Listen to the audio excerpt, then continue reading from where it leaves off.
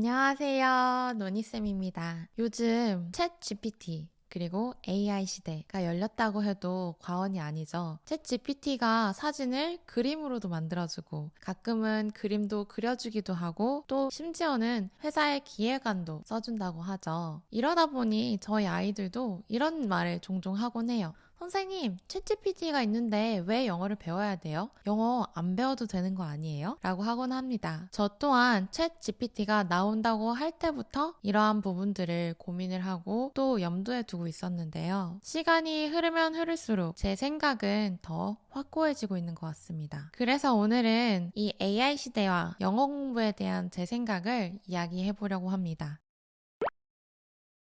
그러기에 앞서 제가 책을 읽던 중에 제 마음에 너무 깊은 공감을 자아내는 한 대목이 있어서 한번 읽어드리고 시작할게요. 책은 이 책이고요. Artificial Intelligence in Education 이라는 책입니다. 이 책에 이런 내용이 나와요. Education is slow to change. Students are still hearing outdated justifications for curriculum choices that even the teachers find difficult to believe. While we are told that we won't have a calculator with us every day, we all have extremely powerful calculators in our pockets. And not just calculators, but dictionaries, encyclopedias, books, papers, instructional videos, and platforms to ask questions and get answers. Access to powerful technology leads us to ask the question, if you can Google everything, why learn anything? Or put less flippantly, what is truly worth learning? 저는 이 문단에서 단 한 문장도 공감이 안 되는 문장이 없었던 것 같아요.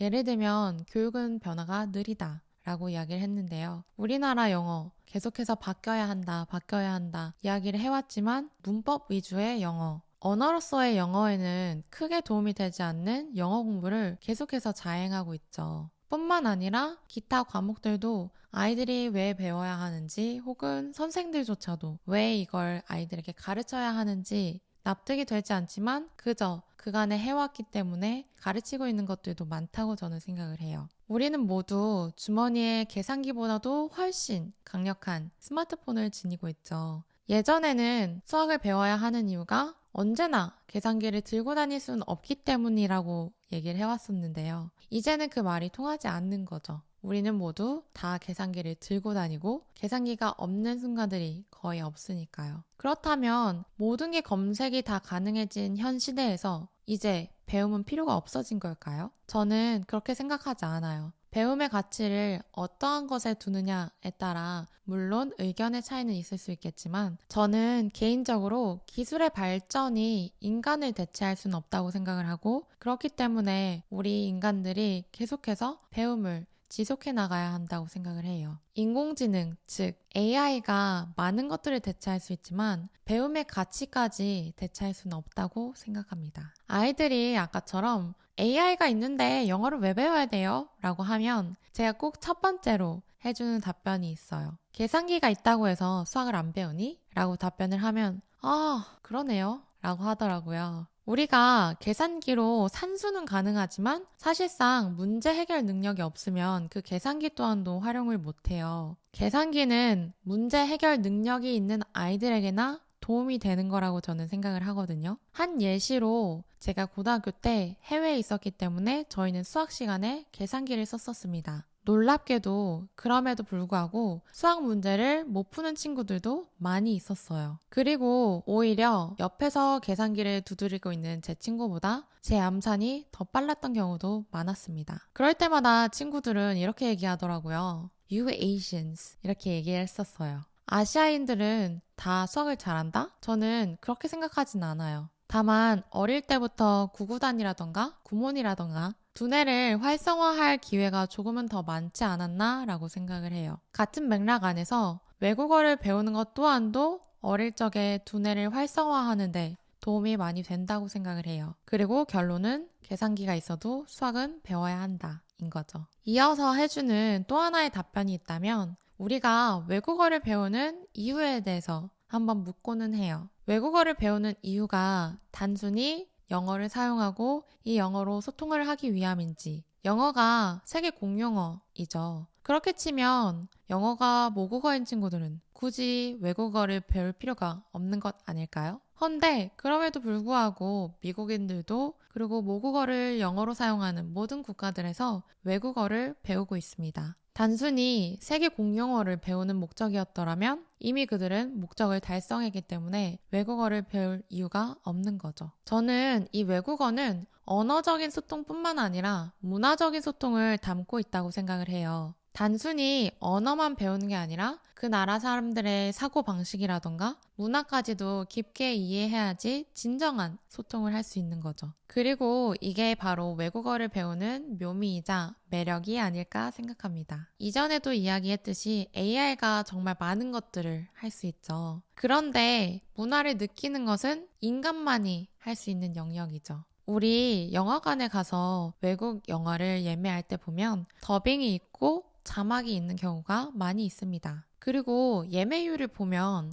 자막이 훨씬 더 높을 때가 많은데요. 대표적인 예로 하나의 영어 표현이 있는데 I love your shirt 이라는 표현이에요. 영어를 이제 막 공부하기 시작한 친구들 같은 경우에는 이걸 나는 너의 셔츠를 사랑해 라고 직역을 하는 경우도 있는데요. 사실 그런 강렬한 표현은 아니고요. 우리가 흔히들 너 셔츠 되게 예쁘다 라고 하는 것처럼 되게 자연스러운 표현이에요. 그리고 이러한 표현이 그 문화의 차이를 담고 있는 영어 표현이지 않나 라는 생각을 해요. 방금 든 예시는 빙산의 일각에도 해당되지 않을 만큼 정말 작은 일부분이죠. 반대로 한국어에도 문화 차이가 가득 담겨 있는데요. 제일 대표적인 예시로는 반말과 존댓말이 존재한다는 점이죠. 영어에는 존댓말이라는 것 자체가 없잖아요. 이 존댓말이 외국인들이 한국어를 배울 때 가장 애먹는 그리고 어려워하는 문화라고 하더라고요.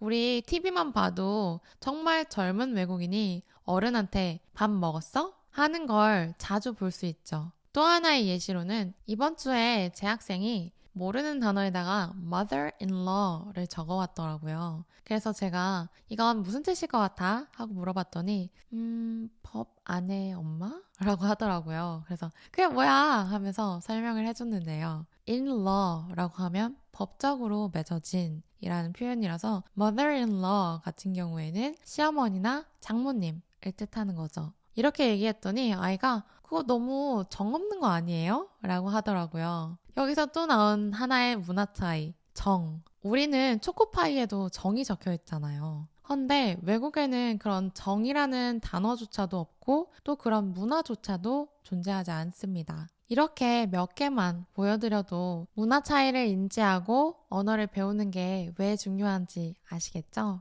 저는 개인적으로 영어라는 언어가 세계와 소통하는 언어라고 생각을 해요. 그리고 영어 능력이 있는 자가 AI를 활용했을 때와 영어 능력이 없이 AI를 활용했을 때의 차이는 클 거라고 생각을 합니다. 그리고 미래 시대가 요구하는 인재상은 전자에 더 가까울 거라고 생각을 하거든요. 그럴 수밖에 없는 것이 AI가 감정적인 교류나 문화적인 차이, 이러한 것들까지는 다룰 수가 없기 때문에 분명히 사람이 채워줘야 하는 빈 부분들이 있거든요. 사람이 채워야 하는 그 빈틈. 지금은 그게 굉장히 미비해 보일 수도 있지만 그 작은 틈이 벌리는 1도의 차이가 엄청난 변화를 가져올 거라고 저는 생각해요. 제가 요즘 재봉틀을 배우게 되었거든요. 그리고 원단을 재단하는 법을 배웠는데요. 놀랍게도 1mm의 차이가 원단 끝에 가서는 1cm의 차이가 되어 있어서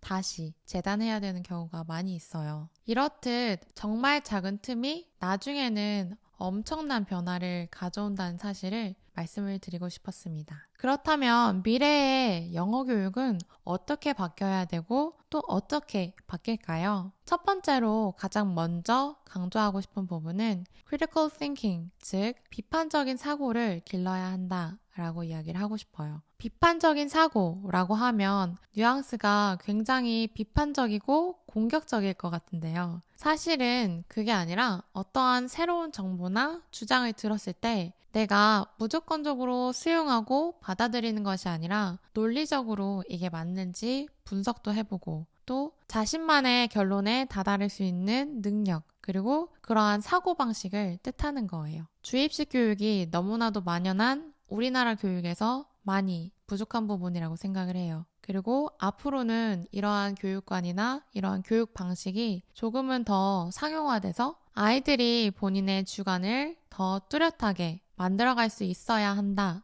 라고 생각하고요. 또 이렇게 할 수 있도록 도와야 한다고 생각을 합니다. 그 다음으로는 영어를 배울 때 단순히 문법이나 단순한 독해 혹은 암기 위주가 아니라 이해와 활용 그리고 비판적인 글쓰기가 가능할 수 있도록 도와야 한다. 그리고 그리 해야 한다. 라고 생각을 해요. 이미 AI 시대가 도래했기 때문에 단순한 요약이라던가 독해는 충분히 AI를 활용해서도 가능하다고 생각을 하거든요. 또한 교과서들도 이제는 디지털 교과서로 바뀐다고 하죠. 그러면서 더욱 진정한 소통을 위한 언어를 배우게 될 거라고 생각하고 또 그리 되어야만 한다라고 생각을 해요. 사실상 안타깝게도 지난 20년간 우리나라 공교육 영어는 큰 변화가 없었다고 느껴집니다. 헌데 이제는 세계적인 변화에 발맞춰서 우리나라도 이제는 조금은 바뀌지 않을까 하는 기대와 희망을 갖고 있어요.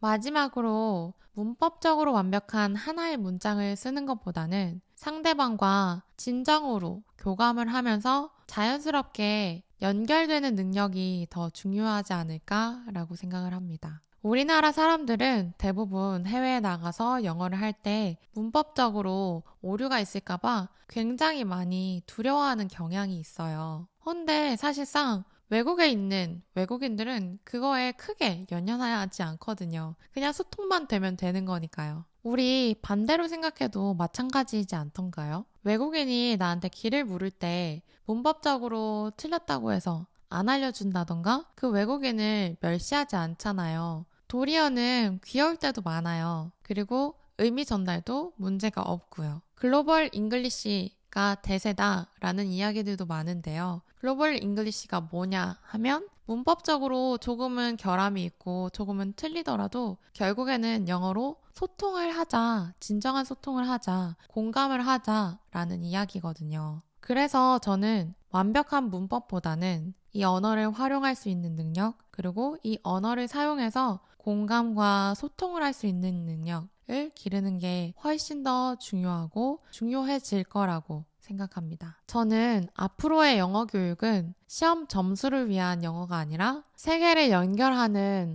언어로서의 영어를 배우는 추세로 갈 거라고 생각을 하고 또 강렬히 희망합니다. 그래서 영어를 잘 쓰는 사람은 AI와 협력을 해서 더 큰 세상에 나아가게 될 거고요. 반면에 영어 능력이 없는 사람은 남들이 번역한 정보에 의존을 하는 지식 정보의 2차 소비자가 될 수밖에는 없을 거라고 생각합니다. 우리 글로벌 시대에 도래했는데요. 정말 간단하게 생각을 했을 때 통역사 혹은 번역기 없이는 친구를 할 수 없는 친구와 내가 마음 편하게 진정으로 소통할 수 있는 친구 둘 중 한 명만 택한다면 답은 너무나도 쉽게 내려지겠죠. 농담도 팝팝으로 주고받을 수는 없잖아요. 이렇게 수많은 이유들로 우리는 영어를 계속해서 배워야만 하고 또 진정한 언어로서의 영어를 배워야 한다고 생각합니다. 그리고 이 언어로서의 영어는 원사 읽기로밖에 가능하지 않다는 사실 다들 알고 계시죠? AI로는 대체가 불가능한 문화까지도 녹아있는 게 이 원서거든요.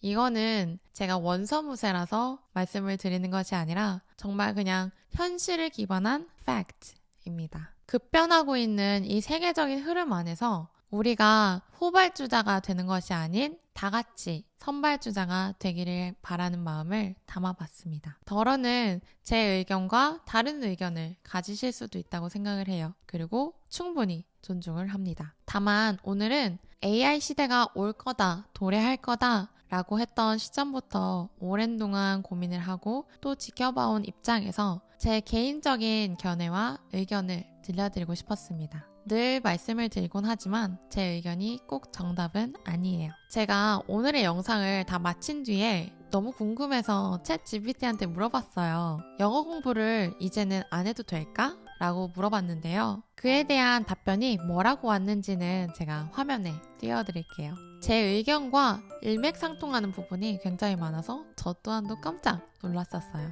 오늘 노니쌤이 준비한 영상은 여기까지입니다. 저는 다음에도 또 유익한 영상으로 찾아뵙도록 하겠습니다. 다음에 또 만나요.